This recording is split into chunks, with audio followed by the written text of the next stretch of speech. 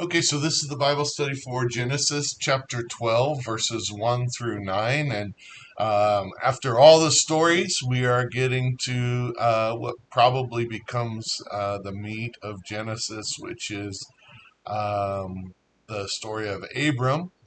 And that is really something that gets into the history of Israel very deeply. Um, and the Israelites would have considered very important. So here we are in chapter 12. The text for today says, "The Lord had said to Abraham, or to Abram, go from your country, your people, and your father's household to the land I will show you. I will make you into a great nation, and I will bless you. I will make your name great, and you will be a blessing. I will bless those who bless you, and whoever curses you, I will curse, and all peoples on earth will be blessed through you." So Abram went as the Lord told him, and Lot went with him. Abram was 75 years old when he set out from Haran. He took his wife Sarai, his nephew Lot, and all the possessions they had accumulated, and the people they had acquired in Haran. And they set out for the land of Canaan, and they arrived there. Abram traveled through the land as far as the site of the great tree of Moreh at Shechem. At that time the Canaanites were in the land. The Lord appeared to Abram and said, "To your offspring I will give this land." So he built an altar there to the Lord, who had appeared to him. From there he went on toward the hills east of Bethel, and pitched his tent with Bethel on the west and Ai on the east. There he built an altar to the Lord and called on the name of the Lord. Then Abram set out and continued toward the Negev. So remember that you can download a PDF copy of this Bible study at www.abqnaz.org/alive so that you can follow along with us as we study this text. The Bible study for today, number one, says what happened in last week's study. So remember that we've been studying the story of Noah and his sons, and then of course last week another important historical sort of part of the origin story of all people, um, not just the people of God, not just the lineage of Abraham, was the Tower of Babel. So that's something that Moses, as he recorded this, if it was indeed Moses, recorded some key stories in ancient history, which we would call probably Abram and Abraham still ancient history, but for them it was even more ancient. Um, Before moving on to sort of focus on, okay, now here we are, the descendants of Shem. And In the chapter 11, in the genealogy, we also learned how Abram ended up in Haran to begin with. Um, I believe his brother married Haran's daughter, if I remember right from when I was studying this earlier, um, and they ended up there. So they had already left Ur of the Chaldees, which sometimes we um, remember that Abraham is from. But Well, he says in the beginning of this, so what is happening in 12:1? Nothing big. this is this is a big deal in the history of Israel. It's one of the reasons why it is recorded. It's something that is referred to in the New Testament. This call of Abram out of his own land and from his own people, to follow God to a land that He would call. So this is a big thing. This is not nothing big. B, God says to Abram, "Go from your country," should be your, not you, your people and your father's household to the land I will show you. And that is definitely what God says. Now, I will say that it says in chapter 12, the Lord had said to Abraham or to Abram. So, as I'm reading this, it seems like, God is calling Abram from Haran. And obviously in the New Testament, we find out that, God has called him out of his land. Haran is not the land of his father, it's the land of, his sister in law's father, I think. Um, but it's almost as if God has already called him out of his land, and we're kind of picking up the story after he's almost resettled, it seems, for some time in Haran, and now he's moving on. I'm not sure that all that matters that much, but I try to pay specific attention to the tenses and the way things are, because we tend to skip over some of that and just kind of uh, interpret it the way we want. But C, a significant historical call and a scary thought for most of us. Yes. So the idea of leaving everything that you know, of leaving your family, your household, and going out, that's one of the scariest calls we can imagine. I think kids growing up in church who hear a missionary speak, sometimes the missionary has exciting stories, exotic stories from lands unknown, and we get kind of excited about that. But when the altar call comes and we're thinking that God might also call us somehow out of our own space, out of what's comfortable to us, um, into a land unknown, and following him, and he's the one we got to trust, because we don't know, we don't understand the place where we're going to. That's scary. That's terrifying. And honestly, it's the thing that causes many of us to backtrack or second guess our callings, whether it's to missions or otherwise. And I would say, for me in my life, I was what my dad and his three brothers, all engineers. I even had an uncle on the other side of my family that was an engineer, and this was my family. Were engineers, and I wanted to be an engineer, both because that's the way my brain worked. So, engineer is not just your profession, it's almost a description of who you are. When somebody says they're an engineer, you start to realize some things about them, and stereotypical things about, okay, they can do math, okay, they're probably pretty much a square and don't know how to have fun or know how to talk to people. Or the first time I think we had Dr. Cookie was visiting our church, and she heard that I had been an engineer and went into ministry. She said, "You're going to have to tell me how that works, because most of the engineers I know don't know how to talk to people, and you seem to be able to." So, God can do miraculous things, apparently. Um, but when I say I'm an engineer and come from an engineering family, that says something about me. So to become a pastor, that when I received that call, even as a young person, was scary enough that I didn't want to follow it, and I didn't. And I sometimes joke that I was kind of like Jonah, and God, you know, spit me up out of the whale here on the beach in Albuquerque, this huge beach with no water.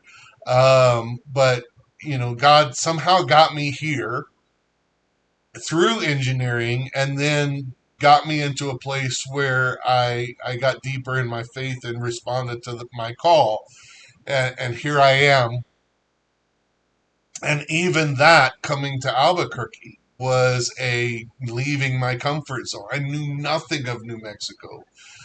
And I didn't do it thinking I was following the call of God. I did it thinking that this was the job that I had, and maybe it was because God provided the only job that I could possibly get was here.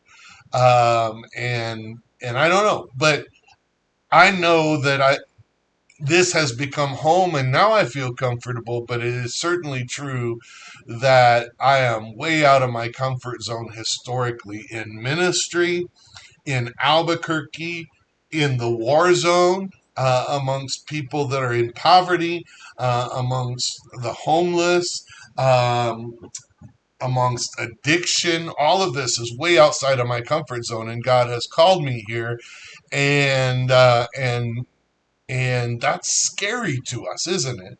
It's scary that God would call us to leave what's familiar and what's comfortable. So anyway, even sort of meditating on Abram's call is a big deal, a significant historical call, and when applied to our lives, the thought that God might do that is one of the hardest thoughts for us to process. We would rather, honestly, um, serve God, be obedient to God, go to church, but not leave our comfort zone. But and sometimes maybe God will allow for you to remain in comfortable environments. I don't know. Um, Maybe he has uncomfortable places to stretch you in right in the middle of what is generally a comfortable environment for you, okay? But for me, God has definitely taken me out of my comfortable environments on many occasions, and honestly, that scares me a little even today because I have become comfortable here in Albuquerque and in our ministry. And it scares me to death about what he might call me to do someday, that would be, again, out of my comfort zone. So that is scary for all of us. Number three, what does God tell Abram in 12:2 and 3? This shouldn't be hard. That is not what he tells him. He doesn't say this won't be hard. That's not how he doesn't say it is going to be hard either, but I think as we read it, we know this is hard. That's what scares us. So, but he doesn't sort of persuade Abram by telling him it's going to be easy. He persuades him by talking about what it looks like for God's hand to be in it.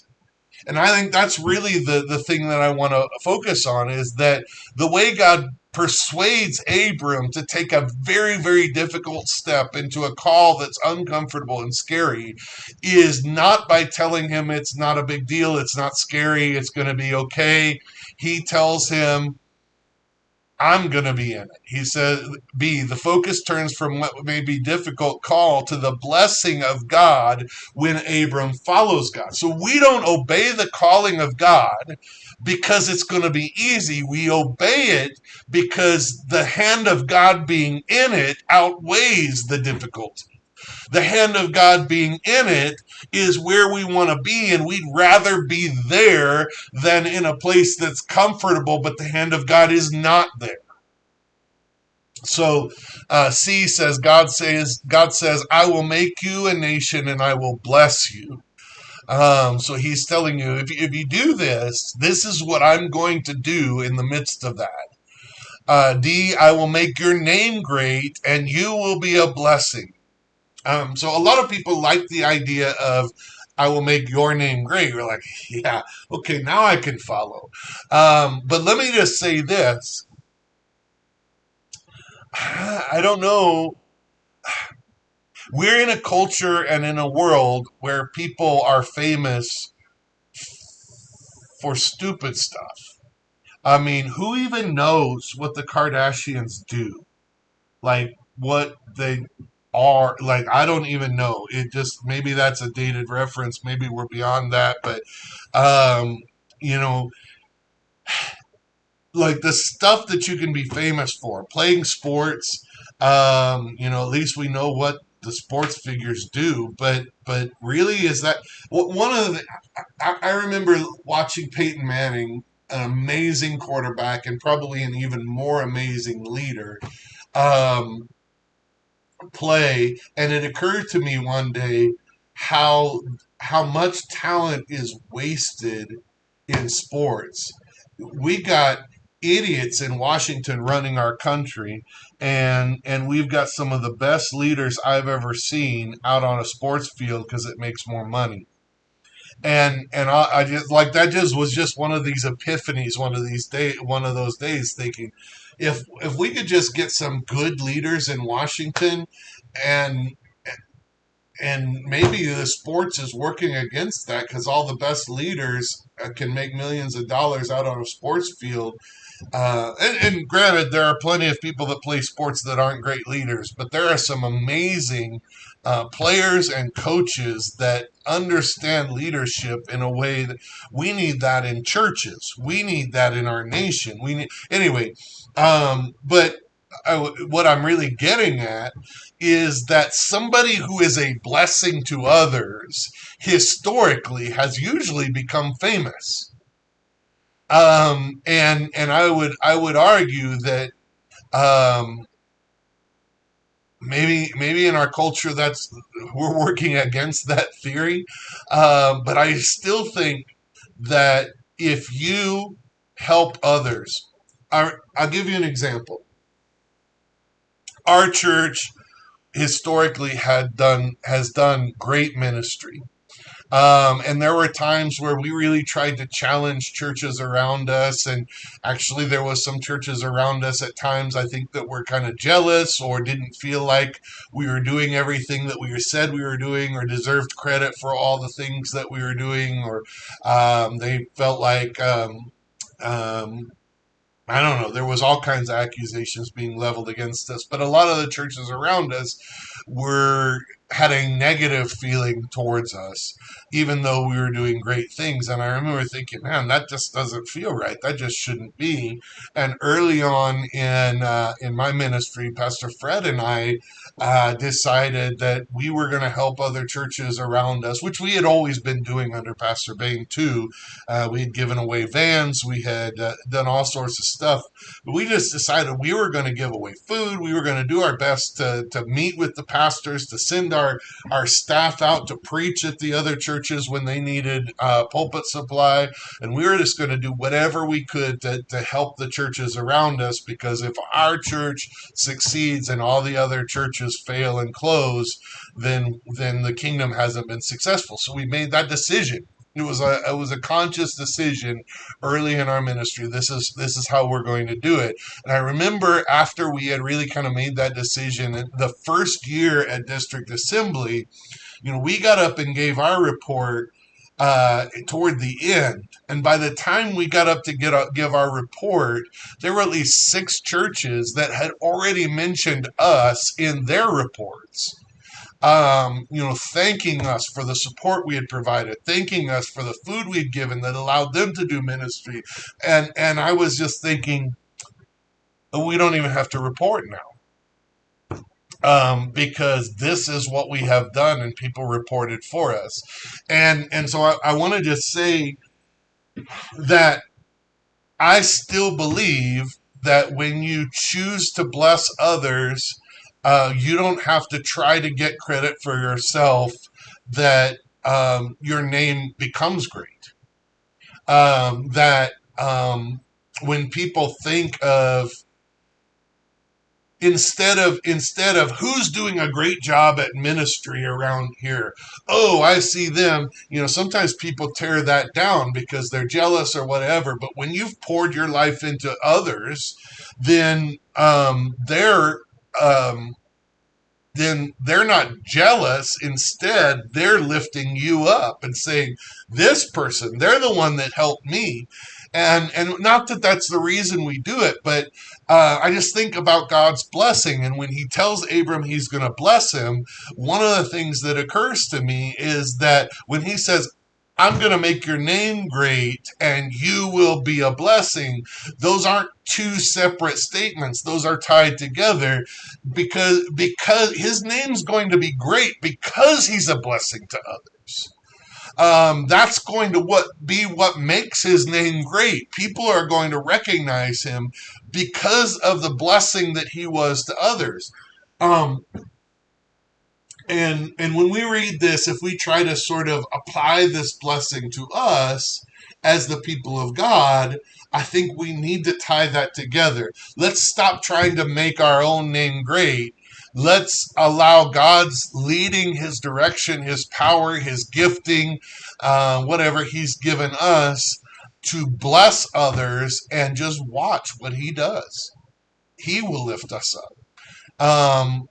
And perhaps if we had some of our politicians and government leaders and things like that focused more on blessing others, then they would also experience um, their name being great like they seem to want it to be.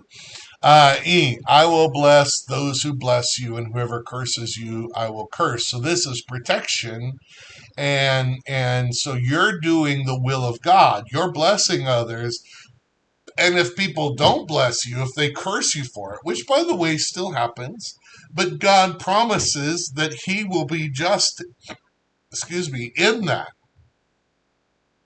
And and those who bless you, He will bless, and those who curse you, He will curse, and all the peoples of the earth will be blessed through you. So I've been sort of applying this all the way along to us, but it would be wrong, I think, for me not to point out that this was the call of Abram. This was the call that was passed on to Israel. That their call and the blessing that was put on them is that they would be a blessing to all the earth. And they tended, at least by the time it was Jesus's time, we note that they were very judgmental. They held the promise of God for themselves, and they tended to push others out. Um, and um, and they didn't recognize the fact that they were supposed to be a blessing to all the earth. And ultimately, Jesus came, and through Jesus, the Jews have become a blessing to all the earth.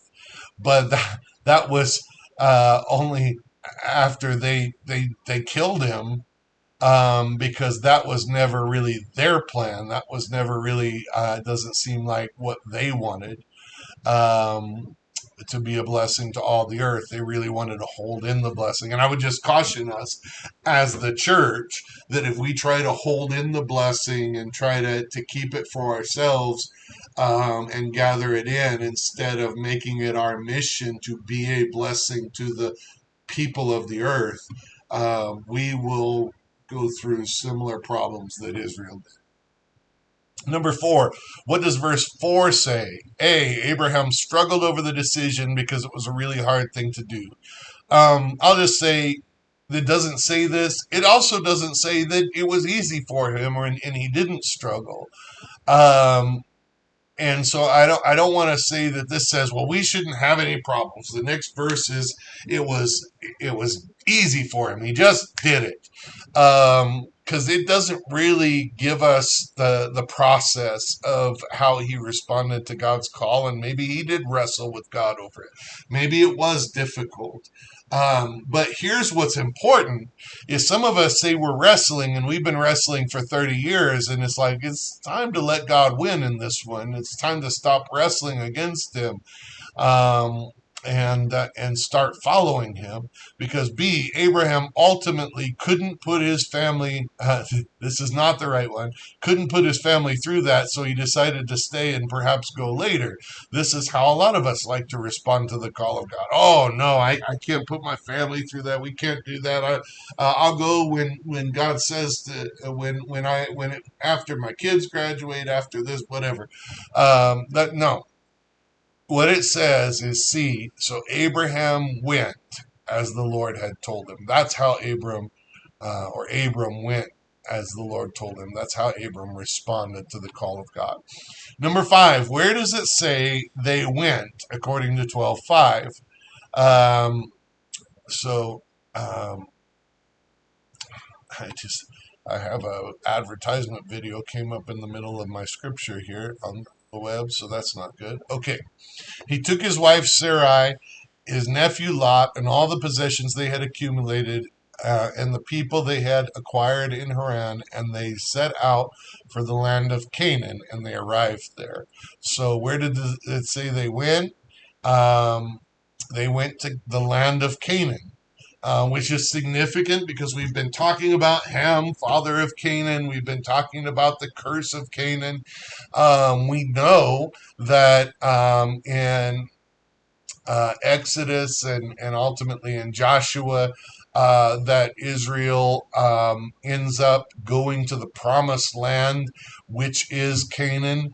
And we struggle with the call of God to sort of wipe out everybody that's there. So we've already talked about all this, but they go to Canaan and they're there. They're in Canaan. Abram traveled through the land, and B, at that time the Canaanites were in the land. 12:6 tells us.